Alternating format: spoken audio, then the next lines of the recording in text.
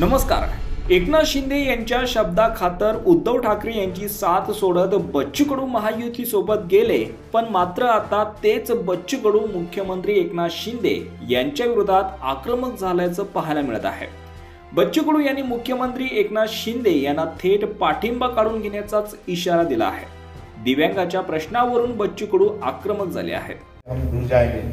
तुमचा पाठिंबा आम्ही काढून टाकू आणि मार्च मध्ये त्याची नाही 25,000 कोटी तर सुरुवात तर करावं लागेल।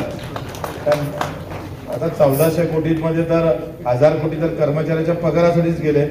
दिव्यांगांना निधी न दिल्यास आम्ही तुमच्या सोबत आमदार असलो तरी आपको हम भूल जाएंगे असं म्हणत सरकारमधून बाहेर पडण्याचा इशारा दिला आहे। पुण्यात दिव्यांगाच्या भव्य नोकरी कार्यक्रमात बच्चू कडू बोलत होते। दिव्यांगांना रोजगार मिळाला पाहिजे, दिव्यांगांचं भलं कसं होणार, नोकरी नाही तर दिव्यांगांना उद्योगासाठी काहीतरी केलं पाहिजे, यासाठी चोफेर काम करणं गरजेचं आहे। मागील 75 वर्षात दिव्यांगांसाठी काही खास काम झालेले नाही, अनेक गोष्टी करणं बाकी आहे असं बच्चू कडू यांनी म्हटलंय। यावेळी बोलतानाच बच्चू कडू यांनी एकनाथ शिंदेना हा थेट इशारा दिला आहे।